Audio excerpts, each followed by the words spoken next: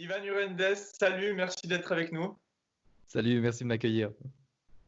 Avec toi, on va parler jeux vidéo et Caribana Festival, puisque cette année, le festival de Cran-Pressellini propose une journée e-sport avec un tournoi du jeu Super Smash Bros Ultimate, un jeu où apparaît la figure emblématique, hein, Mario de Nintendo. Mario qui fête ses 35 ans cette année. Alors, c'est quoi la relation que tu as avec ce personnage? Tu le connais bien? Oui, je le connais plutôt bien, oui. J'ai fait de la compétition maintenant depuis plusieurs années sur Super Smash Bros. En ayant toujours eu un Mario pour me sauver la peau au moment où j'en avais besoin, disons. Et j'ai pu, en fait, avec ces compétitions, me rapprocher un peu de Nintendo, puis de cet univers-là, que j'adore en passant. Et j'ai gagné une des premières compétitions dans lesquelles j'ai fait un top 3, c'était à Fantasy Basel, où il y avait Charles Martinet qui était là. C'est l'acteur de Mario, de la voix de Mario, qui était là pour signer mes prix et puis me faire un Yahoo. Et c'était juste exceptionnel, c'était trop bien. Donc voilà, je connais Mario via Nintendo, je connais Mario via cet acteur et puis via le jeu. Et puis c'est un personnage qui a, bah, un peu comme de son design, il est toujours assez neutre. Il a pas grand-chose qui sort vraiment du lot, mais il est très charismatique et puis il a toujours été là pour me sauver les fesses, disons. Ouais, justement, tu décris un petit peu Mario, neutre. C'est pour ça que c'est devenu vraiment l'idole de Nintendo. Pourquoi est-ce que c'est lui et puis un autre personnage? Ça, c'est super curieux, je t'avoue. C'est un plombier italien qui est fait par des Japonais, qui est vendu aux États-Unis.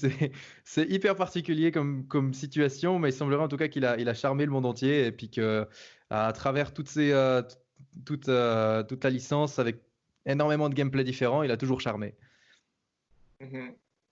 Tu joues Mario, est-ce qu'il est meilleur que les autres? Ou bien c'est juste par...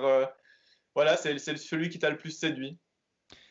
Il a beaucoup de, il est considéré comme très bon, hein, je vais pas vous le cacher. Quand on joue de la compétition, on aime bien prendre des bons personnages, mais ça reste un personnage aussi qui est assez, même dans son design, c'est aussi la magie de Nintendo. Ils aiment bien faire leur design dans les autres jeux assez fidèle à la personnalité du personnage. Et non, c'est un personnage qui est quand même assez euh, bien balancé dans tous ses aspects. En fait, il va pas vraiment exceller dans un truc à part peut-être des combos. Non, c'est un petit bonhomme avec des petits bras mais qui fait mal. C'est principalement ça. En tant que gamer, tu le disais, tu suis aussi beaucoup l'actualité de Nintendo. Alors justement, pour cet anniversaire, qu'est-ce qu'il y a de prévu? Et puis comment est-ce qu'il gère ce passage un peu voilà, de crise?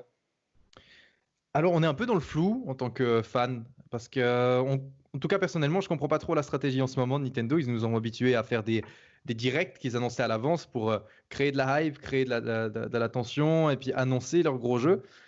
Et dernièrement, on n'a pas vraiment eu de nouvelles, à part juste un mini direct qu'ils ont lancé dans le tas sans vraiment annoncer quoi que ce soit pour donner des nouvelles à propos d'un nouveau personnage qui sortirait sur Super Smash Bros.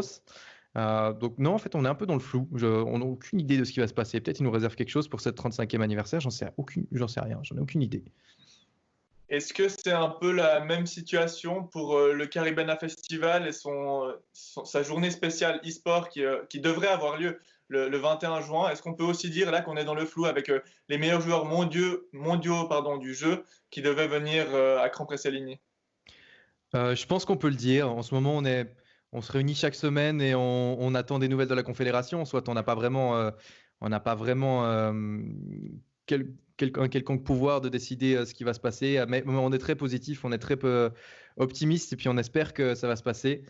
Il y a encore de bonnes chances que ça se fasse et surtout, on a encore de bonnes nouvelles de plein de joueurs mondiaux qui nous ont rejoints, dont un dont je peux te parler, qui est un des meilleurs joueurs japonais, Ken, qui nous a confirmé rien qu'un tout petit peu avant la crise, malheureusement, qu'on n'a pas eu le temps d'annoncer.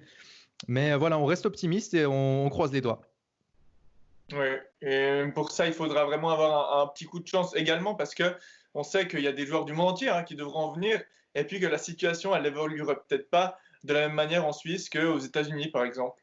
Ouais, absolument. Je pense que la situation aux frontières, c'est la plus compliquée par rapport à ça. Et puis pour tout le monde dans l'événementiel, du moment qu'on parle d'international. Euh, Mhm. Comme je l'ai dit, on n'a pas vraiment un quelconque pouvoir là-dessus. On verra comment ça se passe et puis on croise les doigts pour que ça se passe bien.